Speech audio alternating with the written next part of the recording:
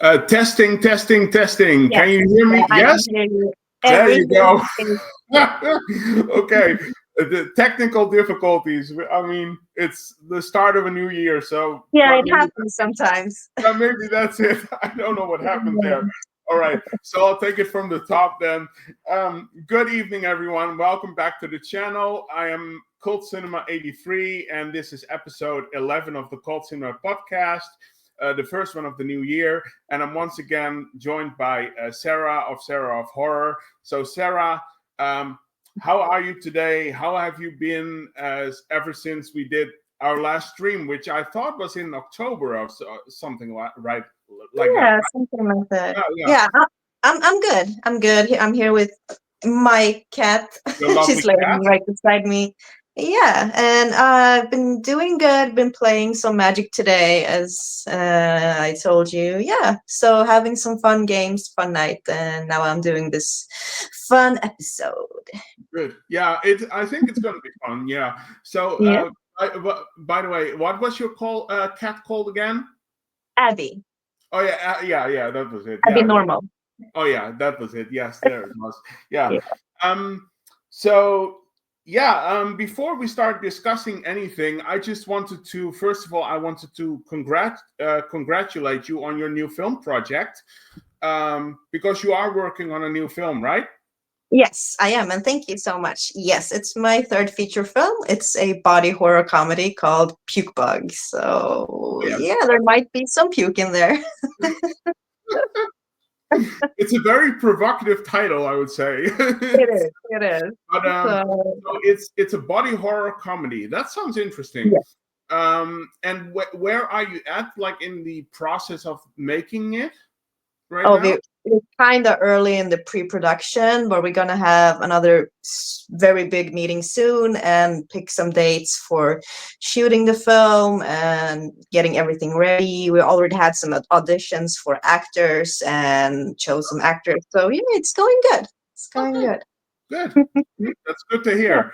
We always need more filmmakers out there, so Yeah. that's all great. That's all great to hear. Um, So yeah, for this episode, we both thought that it would be fun to go to France and talk about two movies from the extreme horror wave from the 2000s. It was. So for this episode, and the two films that we are going to discuss are Frontiers, of course, and High Tension. Or is it like what's the French name again? Haute Tension.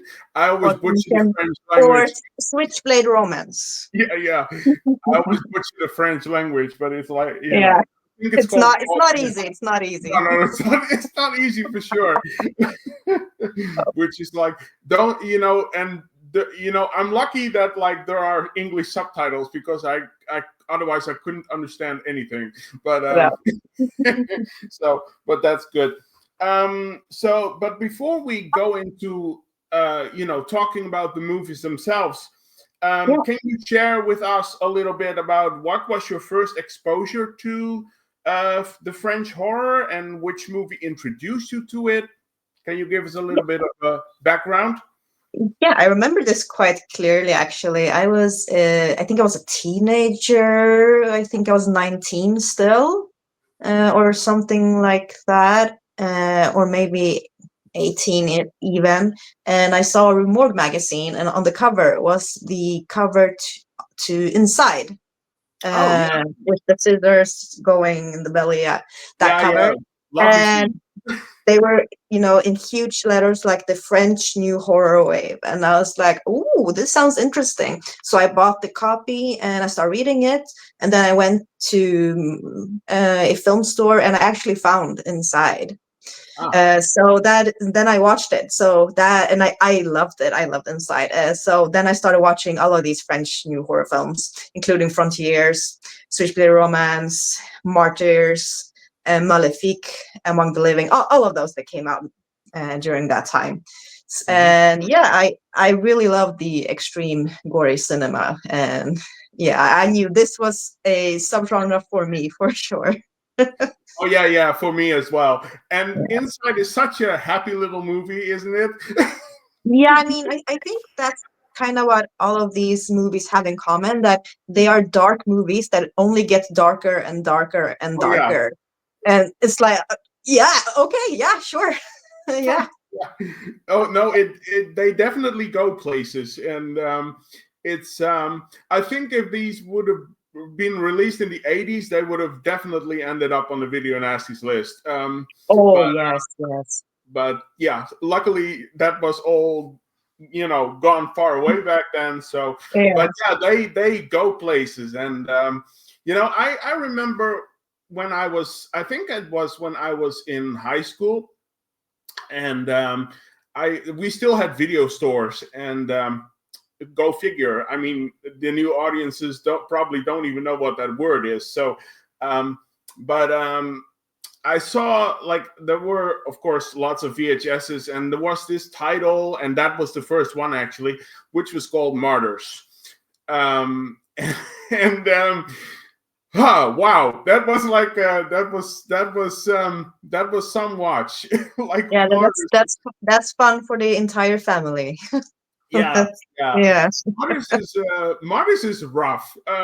Like, And I honestly think Martyrs is probably the roughest one of them all. Yeah. yeah, maybe, yeah. I can agree with Yeah. that. Martyrs is like very, and but it's very funny. You know, I can look at it in retrospect and appreciate it much more, because now I'm like you. Now I'm an astute viewer, and you know, you can Yeah. find subtext and metaphors and all of that. Of course. But back then I was like what is this? And you know, what kind of sick stuff is this? But I think modern audiences might have a really hard time getting into, and we'll talk about that later on in a bit. But I think modern audiences might have some trouble getting into movies like this, especially since they're so dark and Yeah, graphic. they are different from the Hollywood produced movies, which usually have, but without spoiling a lot, but like happier endings usually, and like we feel there's hope for the characters in a different way. And in these films, like, yeah, no. Yeah, no, there is very little to no hope in the French horror movies. Yeah, you just know that like almost every character will be put through something horrible. Right. Yes. All right. So speaking of horrible, let's just go Yeah, into yeah. it. So, which movie do you want to start with first? Let's see. Maybe Frontiers. Okay, that's good. Okay, we can do that. Yeah, Frontiers. All right. So, Frontiers, directed by I'm gonna butcher this, but directed by Xavier Gens. That's just how we'll say it. Again, French names. And released in 2007, I believe it was.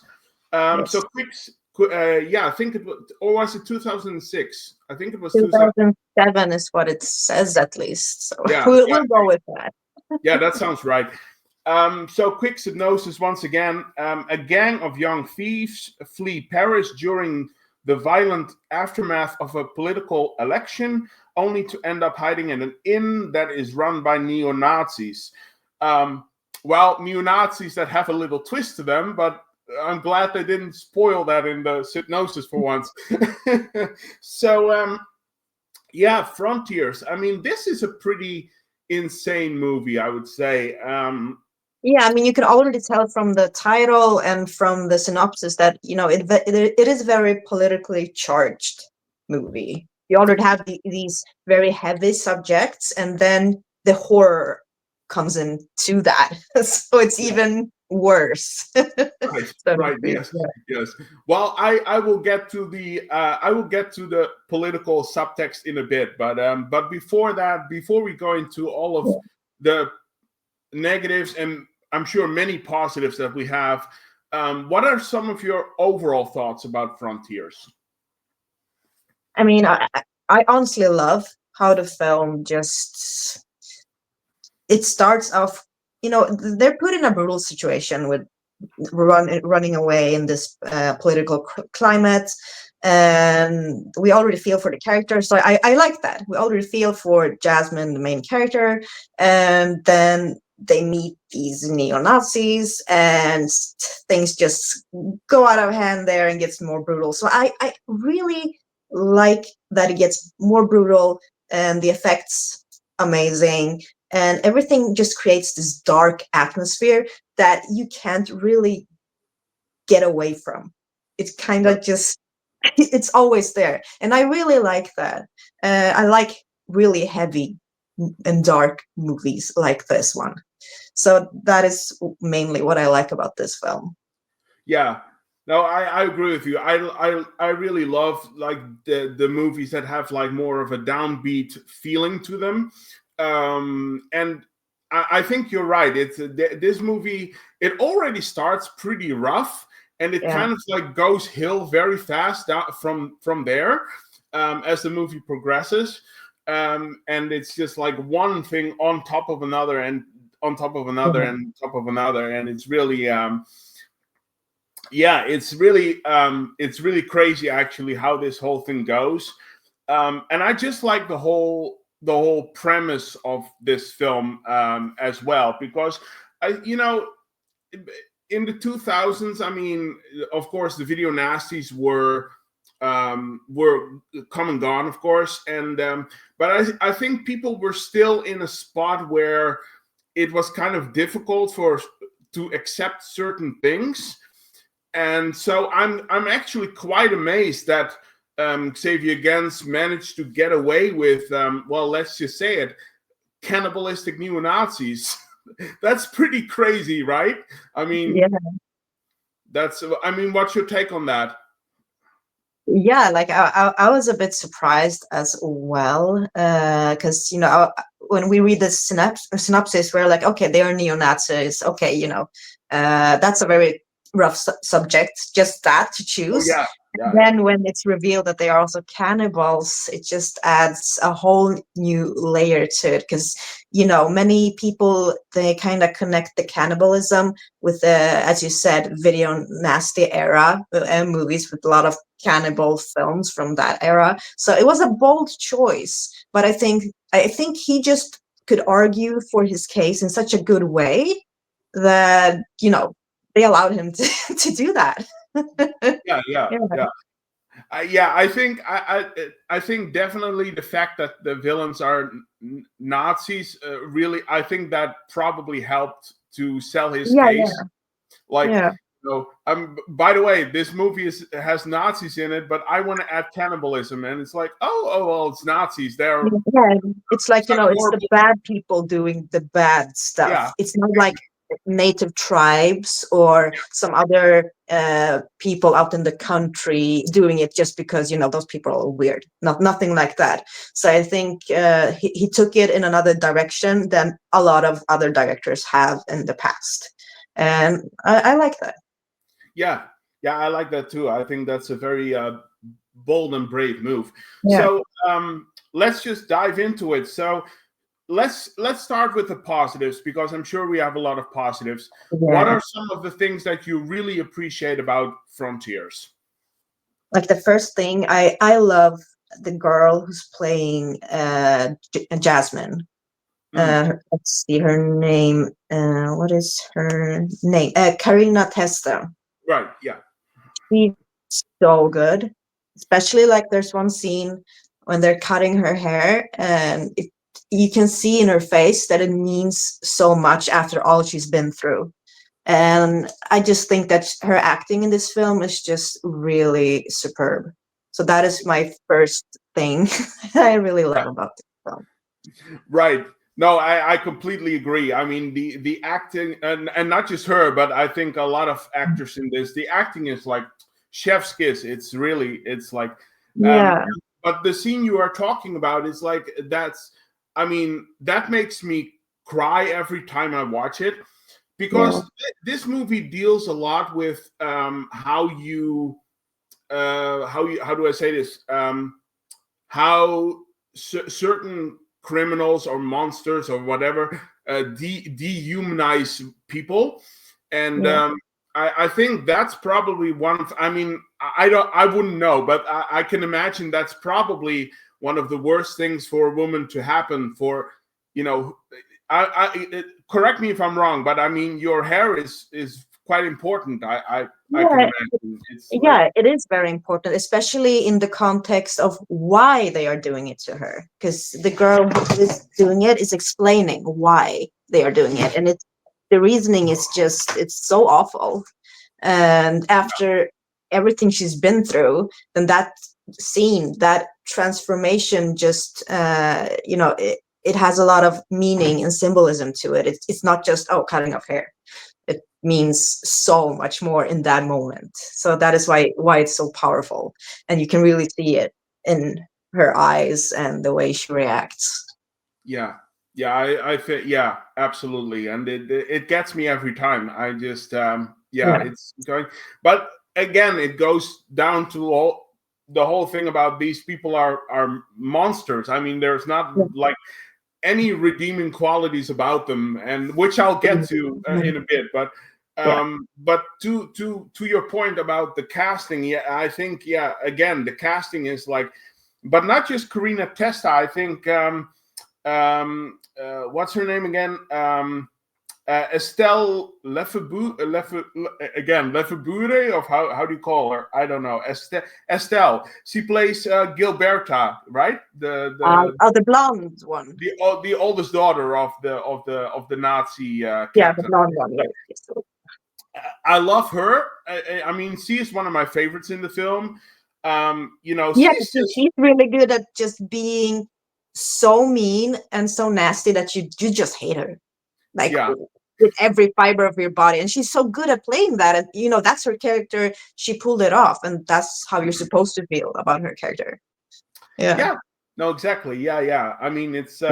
I mean, if you're gonna play a villain, then you have to make me hate you, and she does that. Mhm. And but she is such a unhinged and unpredictable. Well, I don't want to say the B word, but woman. Let's just say woman. Yeah. Um, but I think ultimately her power comes from being almost like a siren or Black Widow kind of character, where Yes. she uses her sexual abilities to basically entrance Yeah. people and lure her Yeah. victims into the den of like whatever is coming. And I think that's so brilliant. And she also can hold her own in like a fight. Oh yes. If we, as we see in the finale, where this horror movie, again, very bold choice, this horror movie turns into a freaking action movie. Yeah, I mean there are so many like final fights, and they are so well made and so brutal, like each and every instance of them. And it just speaks for how well directed and thought out this film is and planned out. Yeah, exactly. And and I think that also is really a testament of just the director himself. I mean, like, I think nowadays in the Hollywood of today and stuff. And by the way, people of Los Angeles, you have my heart and thoughts are with you. I Yes, hope you of all. course. I hope you all survive the fires and stuff like that. It's horrible, but I hope you all are safe and stuff. So thoughts and heart is with you. So, but Yeah. but yeah, like I said, I think a lot of directors now in Hollywood have to kind of like sort of bend the knee and really listen to the producers a lot more, and have to make concessions and stuff. And I mean, Yeah. I get it. There's a lot of money Yeah, involved, but it's of like, I mean, course. I mean, yeah, it's always kind of been that way also, where a lot of like talented and good horror directors, they unfortunately have li- been forced to listen to producers and not being free to direct the film the way they want to. They have been forced to listen to producers and taken certain actions against their will, so to speak, which made the films much worse. But they couldn't really do anything because producers, they run everything basically in Hollywood, and it's hard to say no. right, yeah. And I think that's, I think we should be glad that we have people like Robert Eggers, who, by the way, recently made, of course, Nosferatu, the remake of that. But there is a reason why he signed on to, I don't know which one it was, A24 or something, which is, of course, a much smaller studio, more art housey, where they are still focused on, we just want good movies, but made by talented people. So I think we should be glad for that. But I think the main chunk of Hollywood is it's just different nowadays. It's very different. But going back to the cast for a bit, there is this thing about, when you have a villain in a movie, I always look for some kind of like redeeming qualities, and certain things that you can at least understand to a certain extent why people are doing what they're doing. I really love that aspect of it. But sometimes it's just great when you have like just a completely irredeemable villain, that has no good qualities about it, and just a character that you can really hate with every fiber of your being. And I mean, von Geisler, portrayed by what's his name again? Let me look for it. Jean-Pierre Jarret, probably butchered that again, but Jean-Pierre, who plays von Geisler, I mean, he gives it to you in spades. I mean, he does a phenomenal job. I mean, you just want to reach into the screen and just like, I don't know, punch or something. It's like, oh my God, what a monster it is. Yeah, I think a lot of the villains in this film, they are just villains. They have like no redeemable qualities at all. There's like one or two which do, but like almost the rest of them are just, straight through evil and monsters. So it's easy to hate them. Yeah. Right. I mean, but they're not like villains in like a comic book way. I mean, they are very realistic villains, and you can really like, again with von Geisler. I mean, he really makes you believe that he still believes in like the mentality of 40s Germany and stuff, and it's like, I mean, like every time my hands are itching when that guy appears. It's like, oh my God, and he does such a wonderful job. Yeah, plays it so well. Yeah, exactly. And just the introduction is already where it starts. It's like already he's like a crazy dog that is like sniffing around his territory, and like, what is this? This doesn't belong here. It's very it's very great. So so what other things do you love about this film? Well, of course, I love the gore. It's one of the first things that I remembered that I reacted to when I watched all of these French new extreme horror movies, was the fantastic gore and the creative gore and kill scenes. Because, of course, that is very talked about in these movies. So that is why I was so drawn to these movies, because it had been a while since I saw something like that during that time. Yes. So yeah, that is definitely a plus.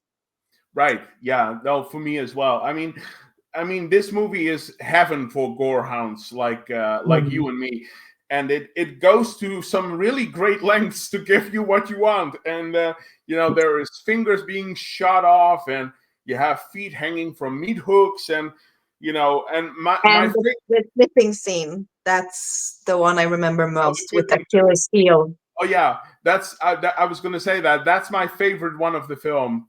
That was tough. That's good. That's tough. Yeah, but it's tough, and it's done by von Geisler. So again, that just adds a layer of like, But that's my favorite gore bit of the film, actually. But so good.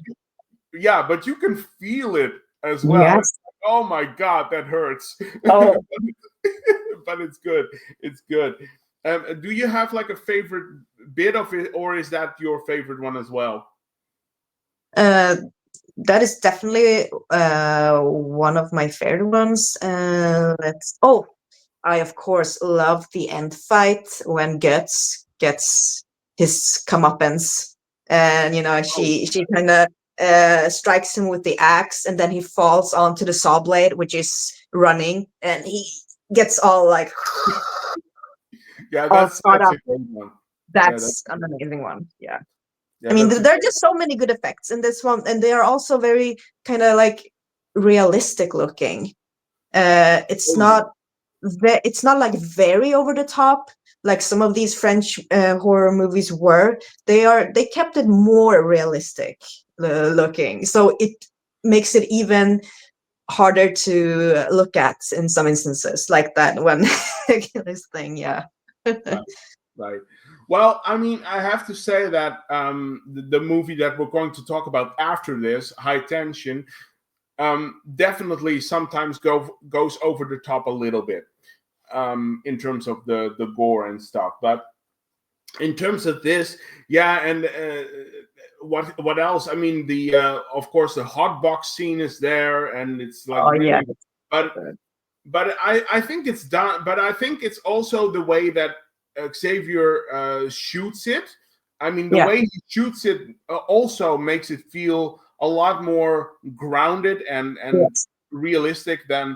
um, than if you would if I don't know if another director would have done it. Maybe I don't know, but it's Yeah. I so mean, the effects definitely fits the vibe and tone of the film. right. Yes, yes. And I think it's also a really great not that the really gory bits and the violence don't really start until you get to the motel and the mine and basically to the Nazis bit. That's like when it really gets going, the Yeah. gore and stuff, which I mean it suits for what where they are going. So it's Yes. yeah, that's but yeah, the gore is great. And I don't think, I mean, I think it was all practical, right? I don't He didn't use I any, mean, well, maybe for the explosion or whatever, but yeah, but I think, I mean, the SFX, they looked pretty practical to me. Now, I haven't really worked with video effects on the computer, so I don't really know what it looked like back then mm, or how they would work with it back then. So, but maybe they did, maybe they didn't, but it looked very practical to me. right. But yeah, like I said, maybe some of the fire from like the explosion at the end and stuff, maybe that's added on in a computer, maybe. But I think it feels like a lot of this is just practical effects, and I'm all for that. I mean, Yeah, I'm hoping it is. yeah, give it to me practical, because that's always 100 times better than any CGI Yeah, in film. So even yeah, like the most cheesiest practical effect is better yeah, than. exactly, yes. So another thing I wanted to add is that I mean, and I'm sure you can relate to this, but I think the cinematography should also be mentioned here, Yeah. because I love how the entire intro section in Paris is filmed with, I believe it's filmed with a handheld camera, because it feels like you are really in the moment with your I just call them anti-heroes, because they're kind of gray characters as well, but so I just call them anti-heroes. But Yeah. the way it's shot, it really feels like you're in the moment with the main protagonists, and that really works for me. And still, though, it never really goes into found footage territory, Oh which I no. really appreciate. So, but I really adore that kind of, like, again, that kind of guerrilla kind of filmmaking. I mean, can you relate to that, or? Yeah, I mean, the way that it's shot in the beginning, it would make sense to have a handycam or some sort of where you feel like you're in the middle of this chaos going on in Paris. Like you're in the middle of it and you are also fleeing. So it makes sense to have like a camera or shots that are also kind of fleeing with them, so to speak. Feels very flowy, some shaky, and yeah. So that was totally the right decision to make. Right. Yeah. No, I mean, you wanna feel like you're running with them. Yeah. Stuff. So yeah, that's really and then of course, Paris feels very gray and gritty, and of course a lot of buildings and stuff stuff like that, and concrete, and then when you go to the motel and the abandoned mine, the movie kind of changes and it turns into this fake idyllic picture of safety, with Xavier, I think, using a lot of blue and green colors,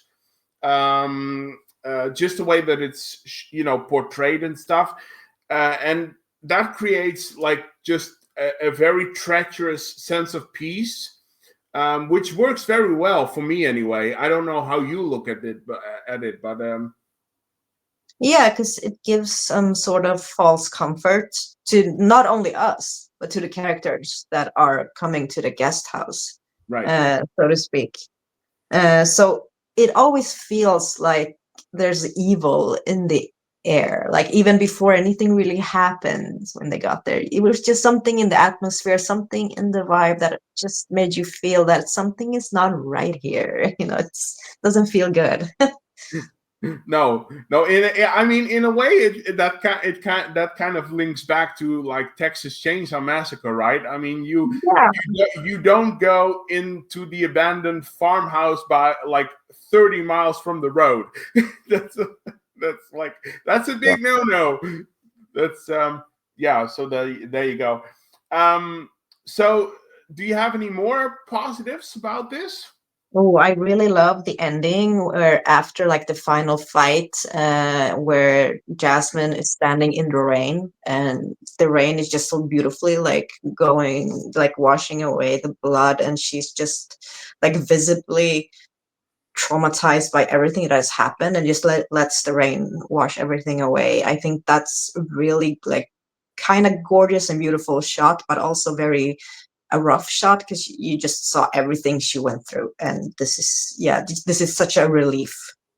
It's just every emotion's mixed into this one shot. It's really gorgeous. Right. Yeah. I mean, I partly agree with you, but is it a relief though? Because the next challenge is already there for her because she's being arrested by the cops. Well, we don't really know. I mean, we only see her, so we don't know if she gets arrested or if she gets help or if she can tell her story or whatever. We don't really know what's going on.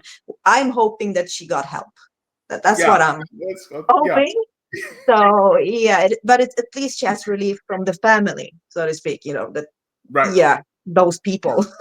Yeah, those people. I mean, if you even call them people, but it's Yeah, that's true. But yeah, those monsters. Yes. Yeah, monsters. Yeah, I mean, I just say they're monsters. That's all. That's all there is to it.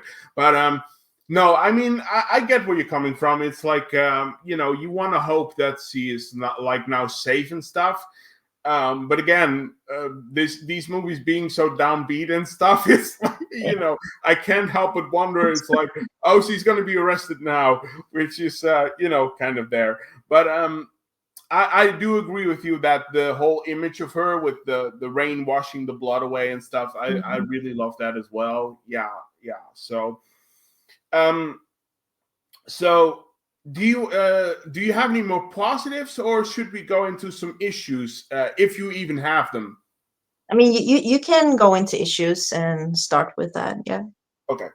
Because I have one thing that I want to talk about, and that's like my only negative of this, and it's not even like a negative. You can see this as a nitpick thing, but it goes back to what we talked about at the start of this discussion.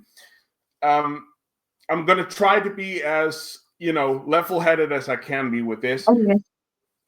This movie has a lot of political subtext with the things that it mentions. Yeah. And I don't like to talk about politics on this channel or in my personal life, because we live in a time in which that is it's a very sticky subject. It's always a slippery slope. So I don't want to really, but in the context of this movie, I feel like I should mention this because I would be remiss if I didn't bring it up.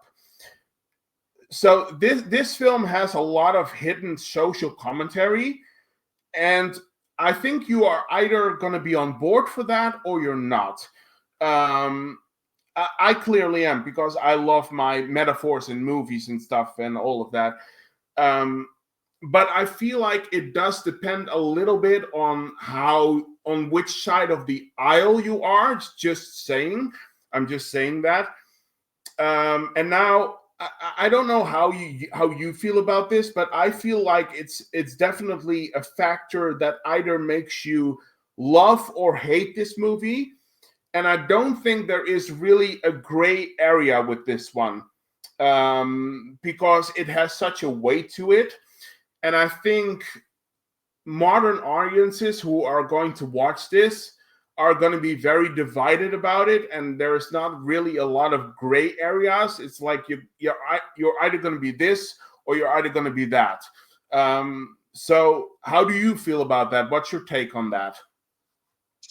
Yeah, I mean, in today's climate with everything, so to speak, it is a film that deals with very rough subjects politically. So it will, of course, bring out strong emotions. Right. I don't really remember how it was received in that department when it first came out, like the political thing. Because I remember when I was watching it, I was just like, yeah, Nazis, bad people. Of course, that was just my take on it. I didn't really think much more than that. And so I think people would probably react more strongly today, maybe going into it a little bit more, deep diving into certain things that I for sure probably missed when I first watched it when I was younger. So I think, yeah, I mean, it is still a very relevant movie today. Maybe more so today than it was maybe when it was released. So yeah, I think it will divide people based on, of course, where they stand. But yeah, I think it's important to bring this up, even if I, like, on my YouTube channel, like my horror channel, I don't really talk about politics unless the movie is about politics, like in this one, of course. But yeah, I think it's important to bring that up if the movie deals with those subjects. So yeah, I agree with you. Yeah. Yeah, I mean, I think it's definitely it would definitely divide people. I think, especially modern day audiences, and you make a good point there. I mean, because back when I first watched it, I think I was like 17, maybe I was, and I'm 41 now. So where has time gone, right? But I think I watched it when I was 17, and back then it's like I didn't really know anything about politics or whatever, and so, like you said, you just don't really think about it. It's like it's a movie about cannibalistic Nazis, and that's like where it is. But recently rewatching it, and of course rewatching it earlier, I think I rediscovered it when I was like 26 or whatever. So I was I had a much more formed mind and opinion. But on rewatching it then and now, I can definitely see the subtext there. And I'm just saying you're either going to be on board for that or you're not. And I think it's very subjective, depending on, again, which side of the aisle you're from. And that's all I'm saying. I'm saying it might rub people the wrong way for a certain demographic. That's all I'm saying. So about it. So that's kind of like my negative, if you can even call it a negative. It's not a negative for me, but it's like, Yeah, but I understand what I mean. It could be like a negative for someone else, depending on it's, I mean, I'm mentioning it because it kind of sticks out. That's all I'm saying. So but yeah, that's my thing. So I give it over to you. Do you have any negatives or I honestly have no negatives about this film. oh, I really? still love it as much as I did when I first saw it. I like it. It blew my mind. I thought it was amazing, and I have rewatched it like maybe 20 times since then, and I still like love it every time I watch it. I just think it's such a badass, cool movie. It is, and uh,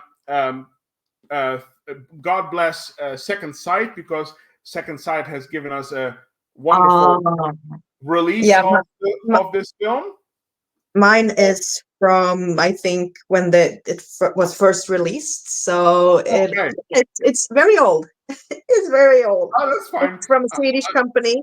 No, no, it's from Noble. I thought it was from Utah Films. It's from Okay. Noble.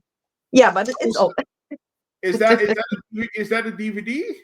Yes, How's the picture quality on that? it was pretty good actually. Yeah. I didn't really react like differently to it or negatively to watching it. It felt Right. Okay. Yeah.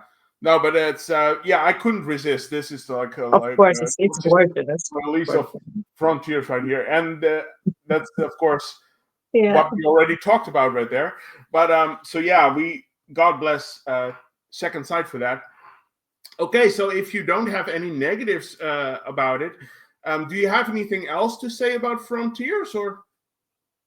I mean, I think I've said plenty of the film. I think I said what I needed to say about the film. I think, in all honesty, I mean, this film, to us anyway, I think this film defends itself, and I think it proves to itself how good it is. So yeah, I don't think it needs us defending it any more than we already have. So so if you want to, we can go into ratings. So do you want to go first? Should I? I can go first, actually. All right. You know, with everything I've said about this film, how amazing it is. It's very memorable. It's still so relevant now more than ever. And I'm giving it a 10 out of 10. There you go. Even though I have that one, not even negative nitpick thing, for me it works. So for me, I agree with you, and I also give this a 10 out of 10. It's this movie is fantastic. It's it's in my top 10 of favorite horror movies of all time. So it's fantastic. So 10 out of 10. I think that's the first 10 I've given on the live streams with you. I think it's yeah. I don't know. I don't give 10s that often. I don't hand out 10s like so fast, because I my phrase is always like, no movie is perfect, so every movie has little things and stuff. Yeah, of course. But I think you can also look at this from this point of view. Like, no movie is perfect, but a film can still be perfect for you. Yes, exactly. Yes. Yes. Exactly. And Suspiria came very close. I believe I gave that a 9.5. So, but we already did that. So, but no, I don't hand out 10s that often. But with this one, I can't do anything else but give it a 10, because this movie is fantastic. It's absolutely fantastic. So, all right. So that was Frontiers. So I guess we're going to Haute Tension, or High Tension, whatever you want to call it. Witchblade Romance. Oh, is that? You know what? I didn't even know that's what it was called in the different. It's like an other title for it. Yeah. Oh, okay. Oh, I didn't even know that. That's cool. And you have a Blu-ray. What label is that from? It says Optimum Home.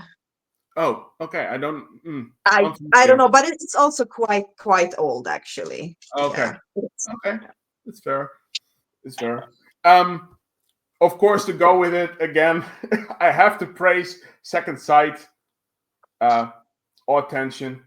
And this is really cool. The keychain on the back right there of the killer right there. So Yeah. but anyway, Haute Tension, directed by, again, I'm gonna butcher it, Alexandre Aja. That's the best I could do. Released in 2003. And this is kind of the French version of a slasher, I feel like, right? Yeah, almost like a very extreme slasher. Yeah. Yeah, I would say that. Yeah. So quick synopsis again. Best friends Marie and Alexia, again French names, decide to spend a quiet weekend at Alexia's parents' secluded farmhouse. But on the night of their arrival, a crazy psychopath arrives on the scene, intending to turn the girls' night into one of endless terror. Yeah, that sums it up pretty closely. So, so Haute Tension. Like I said, this really feels like the French filmmakers' attempt at making their own version of a slasher. So how do you feel about that whole thing? And what are some of your overall thoughts about High Tension before we go into positives, negatives, and stuff? Yeah, so this film was also one that I watched like almost when it came out, and I remember liking it a lot. I remember like watching it a lot when I was young, and then I didn't watch it until maybe like 5-6 years ago. So there was quite a gap where I hadn't rewatched the film. And there were some interesting things like that I noticed when I rewatched it now, years ago, that I did not think about when I was watching it when I was younger, because I didn't think about certain things. So, I mean, I still do like the film. I really like the film, but the film also has like one major issue, which I didn't think about before. But rewatching it, now I kind of realize it. But yeah, we can talk more about that. You probably know what it is, but we're gonna talk more about that. Not probably know what it is, but I'm curious if we're going to have the same thing. We'll get to it, because I also have one very big problem with this film. So, but we'll save that for later on. So yeah, I mean, I think I watched this movie relatively around the time when I also watched Frontiers. And I was one of those people back then, because at the video store they said like, again, High Tension, that's a slasher, and I was like, the Europeans doing a slasher, that's kind of. I was 17, okay? I was 17. Yeah, I know. Forgive me. I mean, at that time we were all just familiar with the American slasher movies, like from the 80s, and then Scream. I Know What You Did Last Summer. So yeah. I just didn't know any better. So that's. But so I rented it and I watched it, and I was like, I actually thought it was pretty good back then, anyway.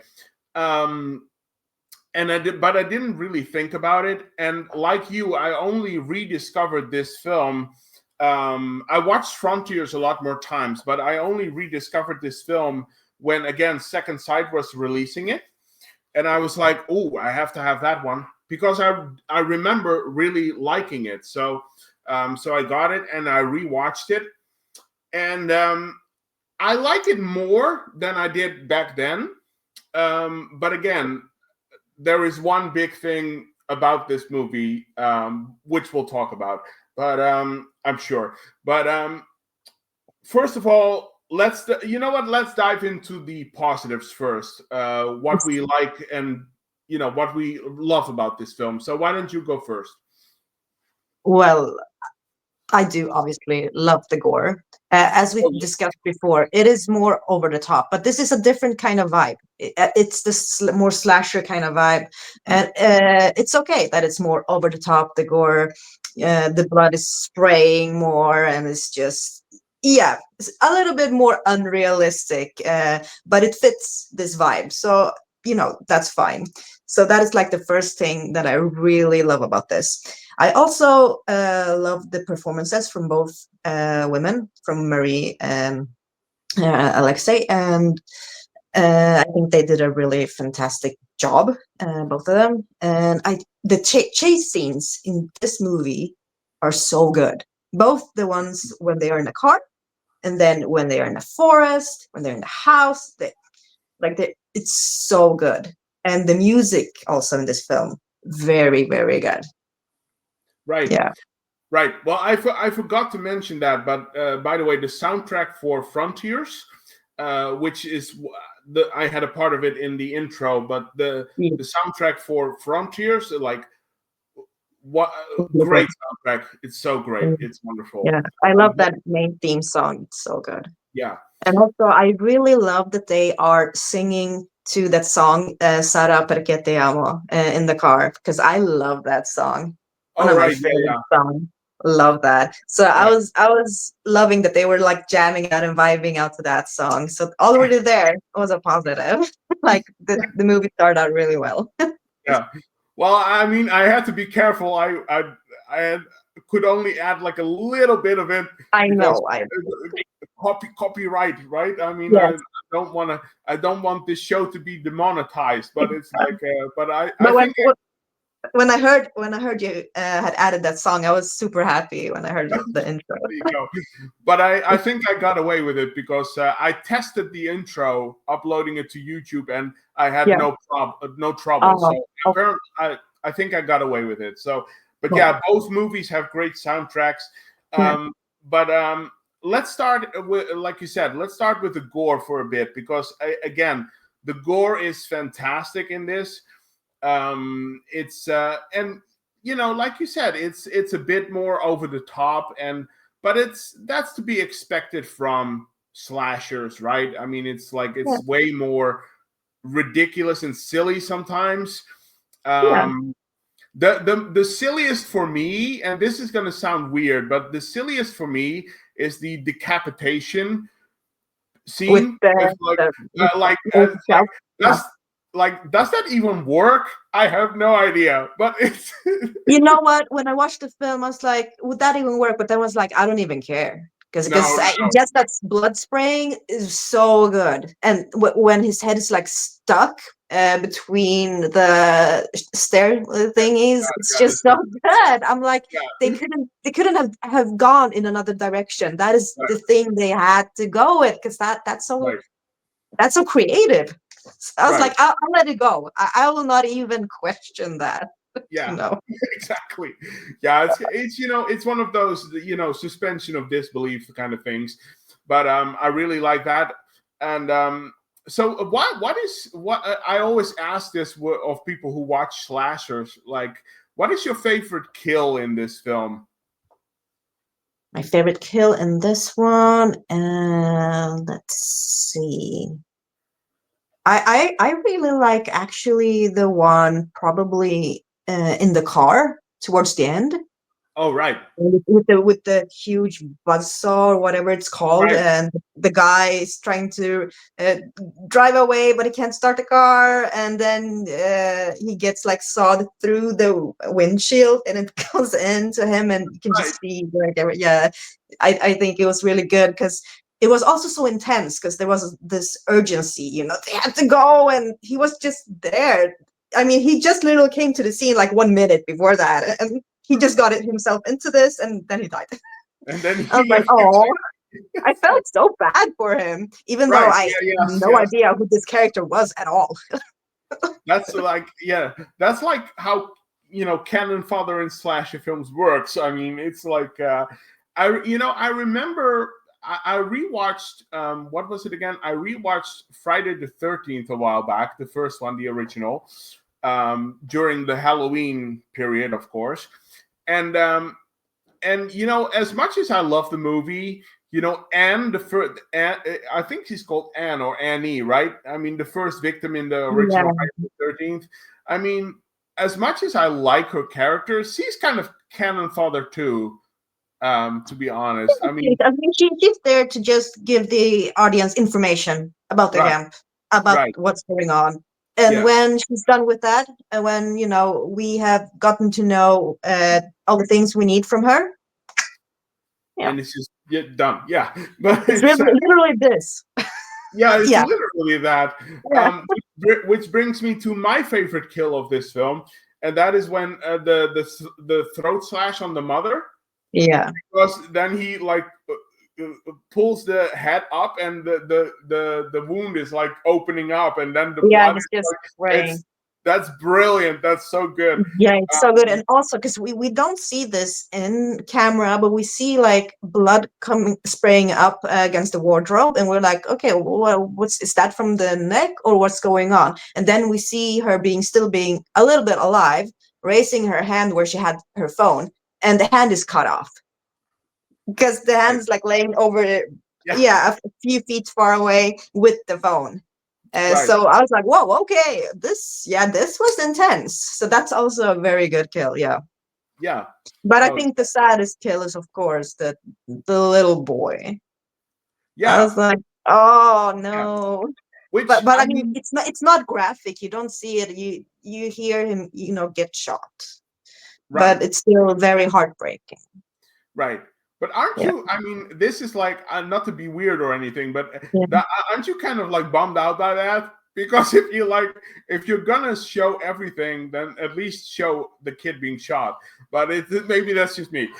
It's like, I'm more like, I don't have to see anything with animals or kids. I can watch the adult stuff because they at least can defend themselves. So I'm like, it's okay. It's okay. Yeah. No, that's true. That's true. No, I agree with you there. I mean, it's definitely not a pleasant sight to see, but it's but we all know it's fake, so it's fine. It's fine. It's fake. So and it's like, I mean, sometimes it just bums me out though. It's like, come on, you kill everyone and you don't show the kid. Come on. But it's like But I think I can like it more when it's like in a comedic setting. Like when you have horror comedies and they sometimes show it, but then it has more of a comedic effect than like a horrible effect. So it's easier to get away with in those type of situations. Right. No, exactly. I mean, there is one movie, and this is kind of like a bit of a sidetrack, but there's one movie where I can actually not watch it. Have you ever seen The Omen 3? What's it called again? The one with Sam Neill in it, I believe. There is a whole scene in there where Damien discovers that Jesus is going to be reborn through another baby, and that's his nemesis and stuff. And he sends all these people on this killing spree.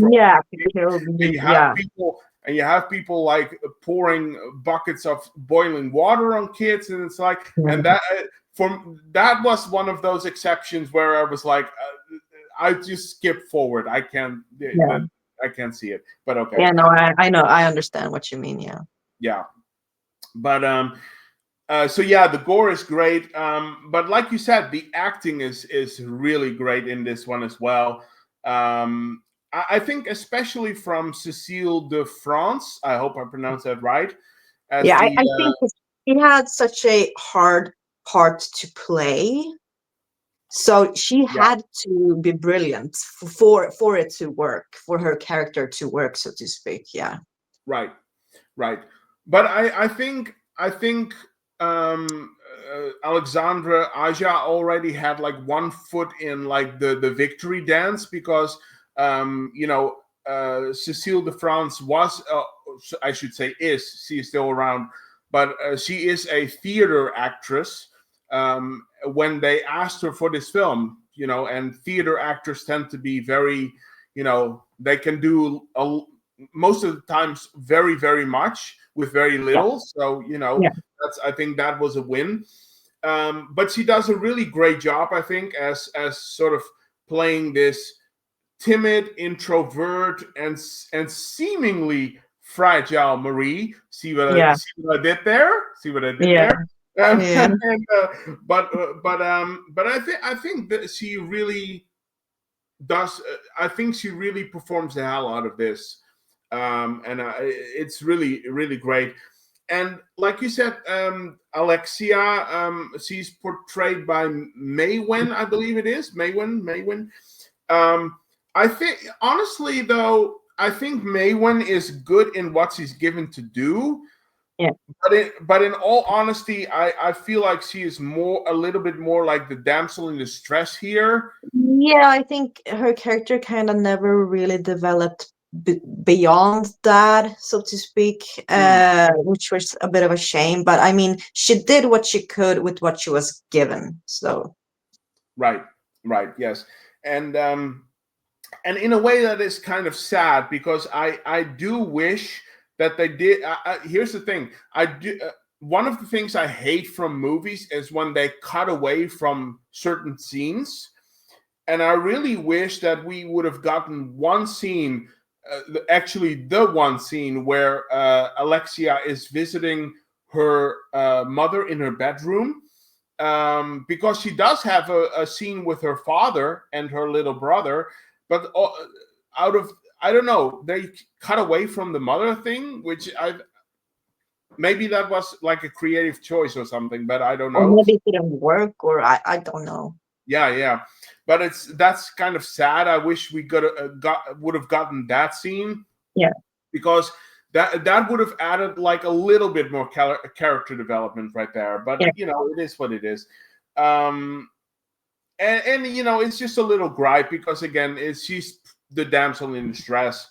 But I will say, though, I do believe her constant screaming in this more than I believe Marilyn Burns in Texas Chainsaw Massacre, which we already talked about. But I believe her, rewatching the film, I believe it for sure.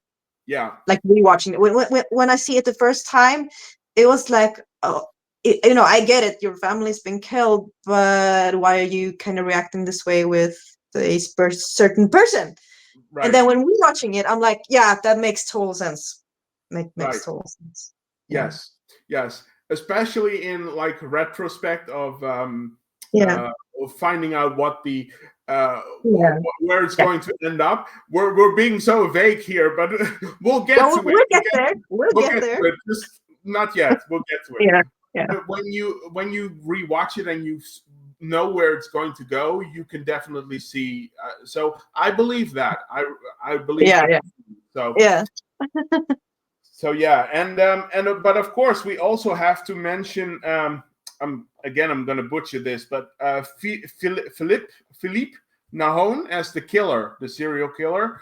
I mean, that is one creepy dude. Very creepy. Just the face, the way he walks, the way he talks, even like the way when he held the switchblade and he wiped the blood, it felt so dirty and disgusting. Like it was like, ugh. Right. Like, you're creepy. Why everything you do is creepy and disgusting and nasty? Yeah. Well, I mean, everything. Sorry, go on. Yeah, I mean, just the way he was introduced, like first introduced in the truck. Oh yeah. Yeah. Like, wow. Okay. Yeah, you can go ahead. Exactly. No, it's all good. But like everything around him is nasty, and like he even drives around in this little truck, which you like, such a wacky thing, because you feel like it could break apart at any turn, like at every turn. Mm-hmm. It's like wibbly wobbly and all of that. It's really and what I love the fact that he has a hat on, but the cap is covering the eyes, and I think that's brilliant. You only see like this part of it, so that's great as well. And and what I really love about this, and I appreciate it, because this is very important in the slasher as well. What I don't like in movies, like you mentioned Scream or I Know What You Did Last Summer, what I don't like in those movies is that the murderer is running all the time when he's going to catch, when he's going to after people, because I think there is something far more scary and intimidating to a serial killer in a movie moving at a very slow pace. It gives the killer a sense of empowerment and it makes the audience feel much more at unease, in my opinion. And it just gives this notion that this guy is very self-assured in what he does. And I think that's way more tense and intimidating to do it that way than instead of having Ghostface run after people with a knife. I mean, do you agree, or do you have a different take? Yeah, I mean, I also think it depends on the vibe, because I think Scream had a more kind of comedic tone to it, like dark humor, and it was supposed to be a bit like a more modern take on the slasher movie, reinventing it. So they had to like go step away from the OG like slow walking killer. And also, I Know What You Did Last Summer. But yeah, I mean, there's something creepy about someone just walking and still getting you. Suppose if you think about these slow walking zombies, they are much more creepy and horrifying than these like sprinting zombies. So yeah, there's something creepy about that. Someone just slowly walking and still getting you. Maybe speaks more about your own conditioning, like how bad that is. Good point there. Good point. I wouldn't know, but it's no. You make a good point, and that's one of the things that I've been a huge defender of The Walking Dead for years. I was like one of the big. The show The Walking Dead could do nothing wrong in my opinion for years. But recently, in these spin-offs and stuff, they started to introduce running zombies. And just like with World War Z, it just doesn't work for me. I need, like, I want the Romero zombies or even the Lucio Fulci zombies or whatever, slow walking, and it's like, and and I hear from people all the time, it's like, that's not scary, and it's like, what are you watching? It's like, it's much more scary like that to me anyway than it is like, but again, maybe it's depends on I mean, your take. what's scary to someone is not scary to the next person, and No, vice versa. So yeah, exactly. So maybe it's a thing about taste, but it's so yeah. I also really love the setting of High Tension. Now I believe they shot this movie in Romania. Romania. Oh, okay. Yeah, I believe so. I looked it up anyway, and both the farmhouse as well as the fields and the woods surrounding it creates this whole notion of being isolated. Yeah, And you really want that in a slasher. I mean, if you, like I said, Friday the 13th with the summer camp and all of that. And also the night scenes feel very cold and damp, which in turn makes you as a person feel very cold and dirty as well. It just, I think the setting works so well for, this is the setting that you want for a slasher. Do you agree with that, or? I agree with that. Like every type of location and setting they have, even when it was day, when it was evening, when it was night, like everything just worked so well. Everything felt, as you said, felt very dirty, very damp, very like Right. That we were alone. Like there's nowhere to run and hide. Even if you're running, you won't find anything for miles. You won't find anyone. You'll be alone. The killer will get you. Right. And I forgot about this because, again, I only recently rewatched this, but upon this rewatch, at some point you have the gas station scene, right, where you have the guy at the counter, and I had forgotten that scene, and I was like, oh no, don't make me lose like the whole feeling that you created right now and all of that stuff. It's like, this is too many people right here. One person is already too much. No. But it's resolved very, very good, in a very good way. So, And I mean, that scene was needed. So yeah. Yeah, exactly. Yes. And but again, kind of a pity that they don't show the full effect of like him like stomping the guy onto the axe. Yeah, yeah. But again, there is lots of bloodletting there, so Oh, yeah, which is yes. what you are going for. Um, so yeah, do you have more positives about this? I love the tools they used. The barbed wire kind of, not bat, but the whatever. Yeah, the makeshift kind of barbed wire thing that the killer goes around with, and classic axe. Really good choice. And yeah, the weapons just feel very like also very homemade, very just like rusty, clumpy, yeah, big slasher weapons, which was a good touch. Right. Yeah. No, I mean, and I guess as a fan of slashers, I mean, you want to see kind of like signature things. You want to see an axe and all of that, and it's but he has the killer has some pretty inventive ways of like getting rid of people, so to speak. So it's like but yeah, I agree that really works as well. So um I personally, I don't have any more positives. So if you don't have any more either, I guess we could go into issues or negatives. Yeah, the negative I have is also the positive. Like Oh, they share. It's so genius, but it's also so not genius. Like, yeah.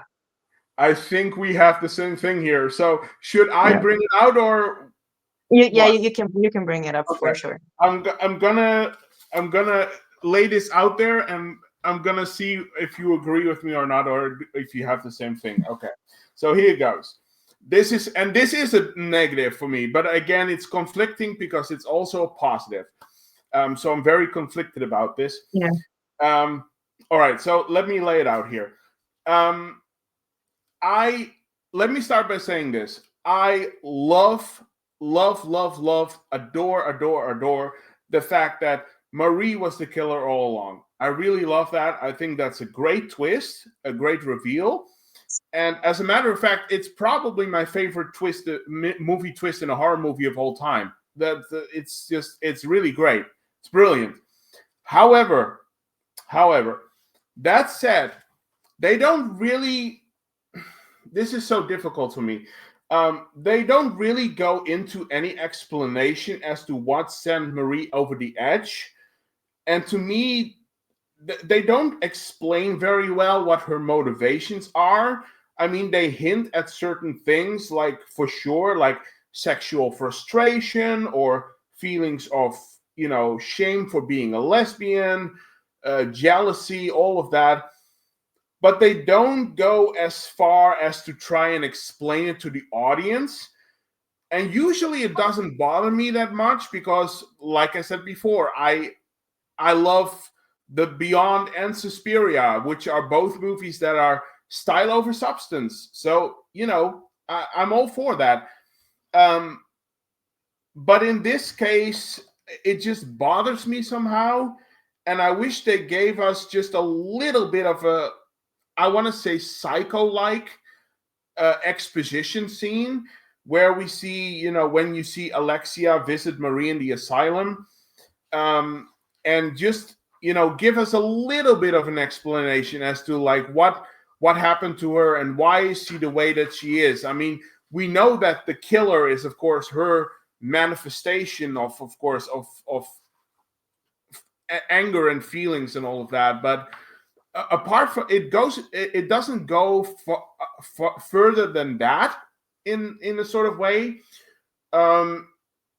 So it really makes me conflicted about it, because on the one hand I like it, but on the other hand I you haven't given me enough information to really understand, I guess. So that's my take on it. I'll give it over to you. Yeah, I mean, when I first saw it, I loved it. I First, loved the twist. I was like, this is amazing. Like, wow, this is so good. And then, as I said, I hadn't rewatched it for a while. I rewatched it. I get like I'm watching it, I'm like, the twist is genius, but it doesn't make sense in a lot of scenes. There you I'm go. like, how? I'm like, but they didn't even try to explain it. Like they could at least do something, explain that certain things. And I'm watching things, I'm like, this makes no sense. Like if it's all in her head, it still makes no sense at certain points. So Right. that was, I was like, oh, but I still love it. But I'm like, it Yes. doesn't work in all of the scenes. It No. makes no sense. I can't So believe I can't believe we have the same thing here. It's yeah. yeah, I know. Mhm. It's really like it's because there are certain scenes where if you rewatch it, you could pick it up, like where you could almost pick it up like from the get-go, like where it's that's what it is. Yeah. But then on the other hand, they try so hard as to make you not see it and look the other way. They try to avoid it, almost Yeah, as if then it just becomes unrealistic. Like if that's right. the case, then this would that it can't work like this. So yeah. No. And it's Yeah. and the funny thing is that I would have been okay with it if, like I said, at the end of the film when Alexia is visiting Marie in the hospital, Mhm. if we had like one scene where there is a doctor with her, and just like I don't have to have everything thrown No. at me, but just a little bit. Give me a little bit here, and it's like, and again, there is a certain thing to be praised about letting the audience make up their own mind about things, and they do hint at certain stuff, like I already said, like again, the shame of being a lesbian or whatever, but it's never made very clear. But so that part I hate, but I do love the twist. So Yeah. I feel So very yeah, it's frustrating. It's very frustrating. yes.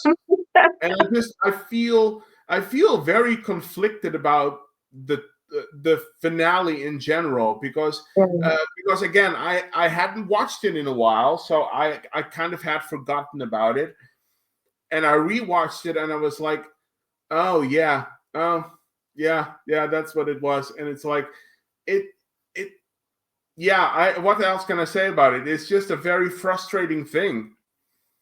And I don't know if Alexandra Aja had like scenes but deleted them or whatever, but it's just a very weird choice to me anyway. So I would have loved to see, like, when we get the reveal in the gas station when he's watching the videotapes, like that was fantastic. I would have wanted maybe one or two more instances in the other scenes where we got to see, okay, so that was what it looks like when she was just the killer. Just right, in maybe one or two more instances, so it would have made more sense, so to speak. But I think the reveal is fantastic. But yeah, it's so frustrating. right, right. And, I and wish again, I had never rewatched it, then I would have been like, it's just amazing. yeah, no, and don't get me wrong. I mean, I really like this film, and Yeah. I like it a lot more than I used to actually. But it's just, but again, not to beat a dead horse, but it's like the one scene that always frustrates me the most is actually like the throat cut of the mother, because Marie is in the closet. So what? You're looking at yourself now? What does that even mean? Yeah, because I I am have like, no idea. so, but then I'm like, so we as an audience are supposed to just imagine that you were behind her, killing her, and you were, you didn't, you were so dissociated from yourself that you saw yourself in the closet, or you saw yourself driving another car while chasing the killer, or that's you know, another one. Yeah. just a lot of things that are just like, okay, make it make sense. Like, just give us something, just a little thing, and we go, okay, so that, okay, yeah. Right. And you know, and a lot of people, here's the funny thing, because I had this conversation before, and a lot of people are saying that, you know, you could have seen the twist coming because of the song at the start of it. Because apparently, if you translate that song, a lot of what's in the song actually is about Marie in that whole thing. And it's like, if you don't know that, then it's impossible to pick up. But it's like, if I don't speak Italian, how can I? Yeah, exactly. I don't speak But Italian, so it's also like, it's like in John Carpenter's The Thing. In the beginning, there are Swedish people, and they actually say in Swedish what the whole movie is about. They are revealing the whole movie. If you know Swedish, you know this. Because when I was rewatching it a couple of years ago, I was like, because I speak Swedish, and I was like, they just reveal everything in the first few minutes if you speak Swedish. I was like, okay. But they're Norwegian, Sarah. They're Norwegian. But you know, Norwegian and Swedes, we understand each other. I know. But they were speaking Swedish as well. Yeah, I know. I'm just, I'm sure you know. I'm kidding. It's but yeah. So sometimes when it's like that, it's like, oh, so certain people, they will get it, and then the other people who don't speak the language, they will just be, you know, be like, no clue. Right. No. That's true. And you know, and I can. Of course, I looked it up at some point with The Thing. Of course, I wanted to know what they were saying, and it's like, but you know what? I'm a big defender of The Thing, and I can forgive that because because the crew people on with Kurt Russell and stuff, they don't know Swedish. They don't know Swedish. So no, of course not. It's just that we as an audience who speaks, like, we know, we're like, but now we know. Right. Now we know the whole deal. Yeah. Okay. Exactly. I wanted to be surprised. I wanted to, you know, suspense. Yeah, exactly. So, but I can defend that scene for what it is. But I don't know. It's just, and I don't know. It really, this whole thing really bothered me, and it actually brings down the movie quite a bit for me. I mean, not like to the whole area where it's terrible or anything, because I really like the like 90% of the film, but the last 10% is just like, why? I don't know. It's weird thing. So, but I had a thought that we probably had the same thing there. So yeah. Yeah, that is usually the issue with this film. If someone has an issue, I'm like, oh, it's a twist, right? They're like, yeah. Oh, okay. Yeah. Okay. Oh, you heard that from people before. Okay. Oh, so we're not the only ones. Yeah. It's kind of weird. So, do you have anything else to say about High Tension, or? No, I think I've said everything I need to say. Okay, there you go. We've gotten it off our chest now. Yes, it's we've unburdened. So it's but you know, I'm sure there are audiences out there who think everything that we talked about is brilliant and stuff, which is, I mean, that's totally fine.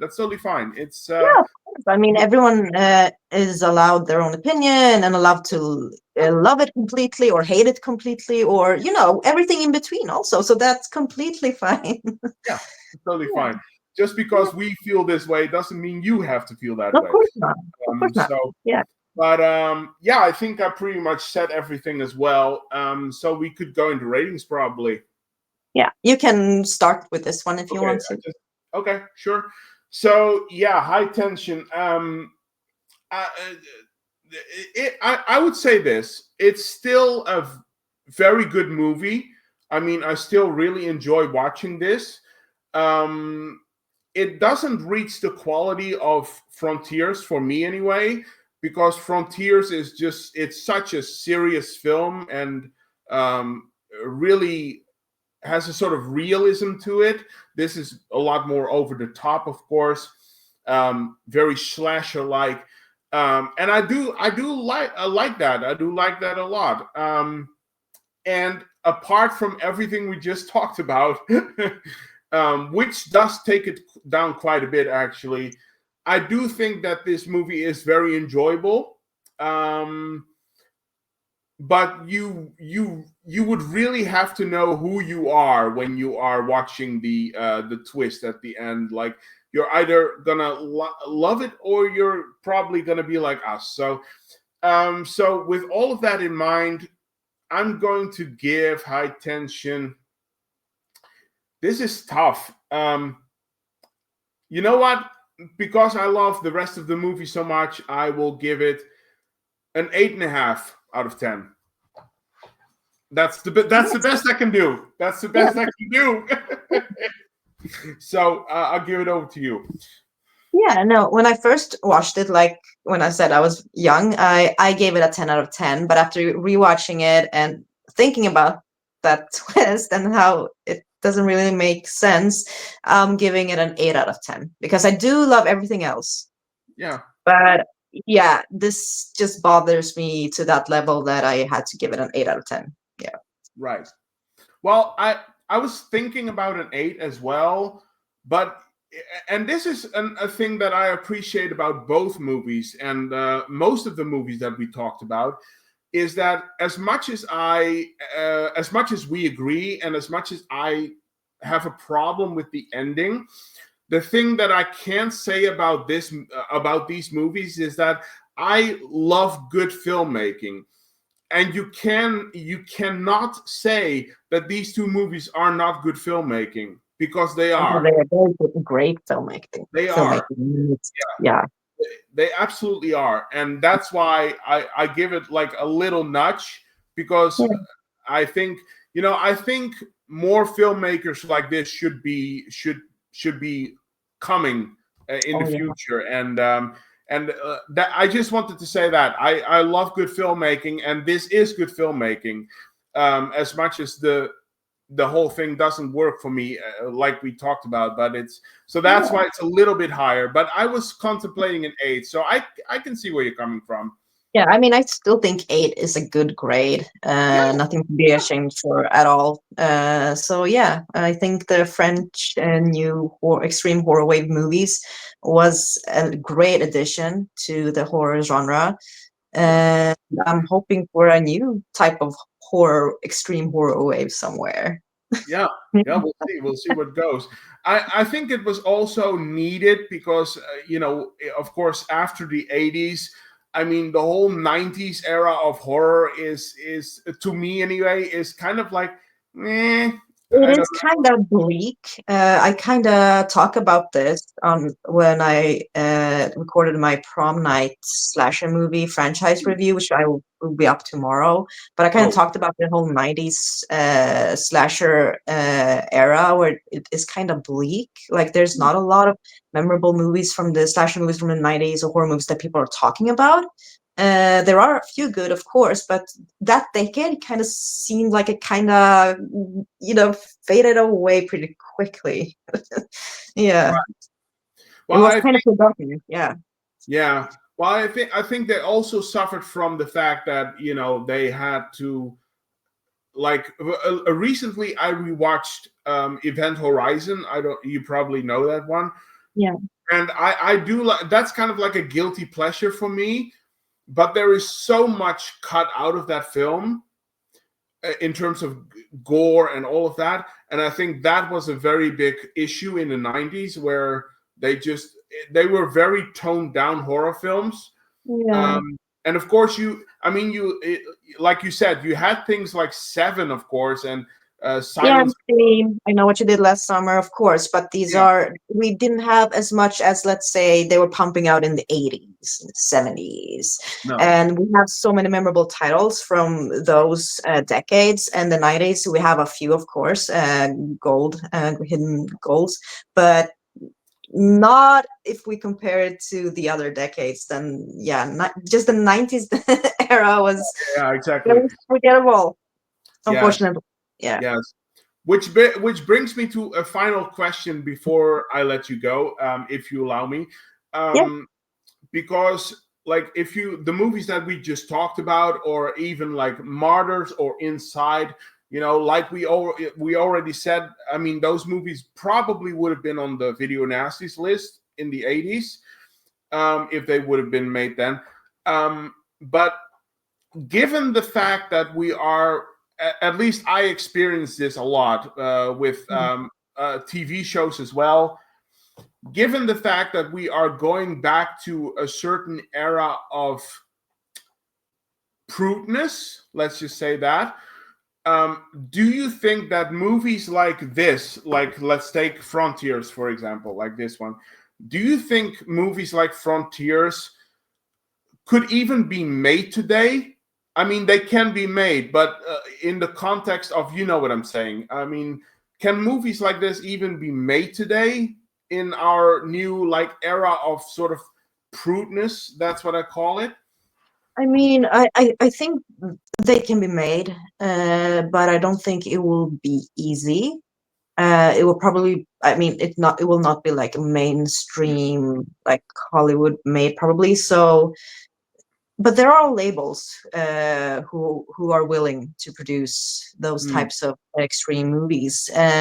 But if there's a right marketing for it, I don't know. But with the recent success of, let's say, Terrifier films, right. it has opened up the possibility of more indie horror filmmakers and filmmakers just making these types of extreme movies and seeing a profit, seeing success. But it Mhm. also doesn't mean that everyone will welcome these types of extreme horror movies, of course. But I still think that those movies can be made. Yeah. Mm. But Yeah. because that's kind of what I was getting at. Like I'm not talking about will they make money or whatever, but will they be welcomed? Because a while back I watched the Substance in theaters. Of course, you have seen it. So and I think you gave it a very high rating as well, right? Yeah. What a great film! Fantastic, Yeah. absolutely. But I mean, if I sat in that theater, and first of all, it was only half full. Okay. The second one was everybody was, well. I think I was the only person who was watching the movie because the rest was playing TikTok on their iPhones. And Uh, yeah, and the third one is that because the theater was only half stacked, and throughout the film, people were walking away. oh. They were walking out of the theater. So that's what I mean. Like, will Yeah. movies like this be accepted by the audience? I mean, I think they will be more accepted now, as I said, with like Terrifier opening up doors and Mm, welcoming more people to discover these types of movies that maybe haven't seen so much before that, and maybe are now more curious, realize they like these types of movies, uh, are willing to give these movies a chance.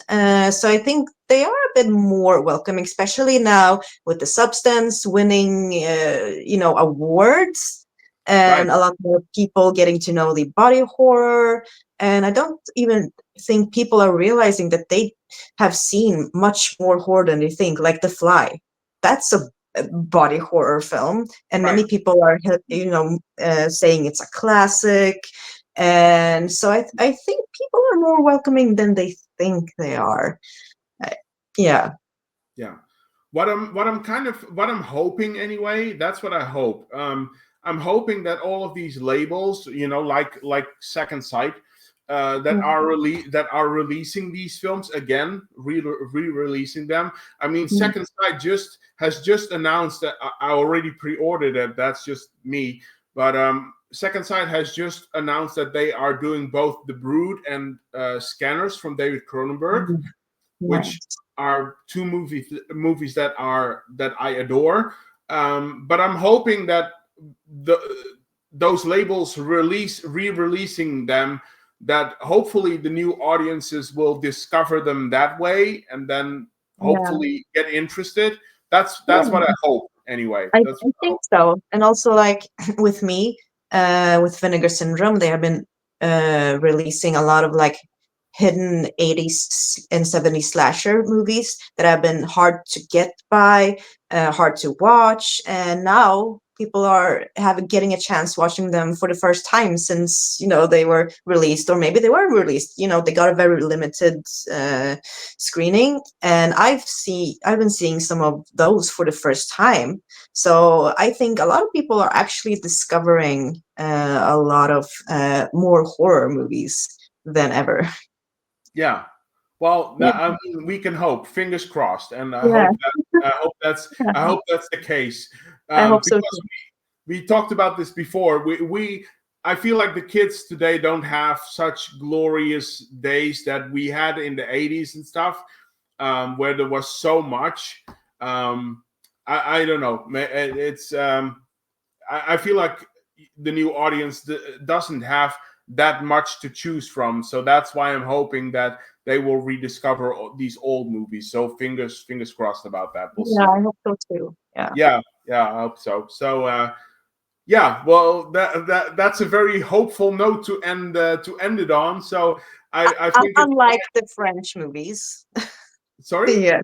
Unlike the French movies. How Yeah, dare yeah. you? It's so Yeah. like the French movies. Yeah, Yeah. we it's good that we end on a high note, since these were so downbeat. But it's Yeah. but we have already explained the greatness of them. So but Yeah. yeah, I think we talked about everything we wanted to talk about today. So Yeah, I think I think so. about, yeah, I think it's about time we close off this stream, because it's getting quite late. Oh yeah, Which it is is. but Yes. it's all good. It's all good. It's Yeah, yeah, of course. I'm glad we were able to do it this way, and I'm glad we could solve the Yeah. technical problems as well. Yeah. I mean, So sometimes that happens, and we always find a way to fix it. So yeah, of course. Yeah, we'll fix it somehow. But so yeah, I think that about wraps it up. So as a last thing, of course, I always ask, where can people find you? yeah, people can find me like almost anywhere on Sarah of Horror, basically. So yeah. Okay, there you go. There you go. That's a very quick answer. So yeah, let me just round it up. Thank you everybody for watching. We'll be back with more streams and videos as soon as possible. Of course, it's a new year, so I have a lot of stuff planned, and hopefully we will do more in the future as well. Sarah, if you're up to it, I hope so. That would be good.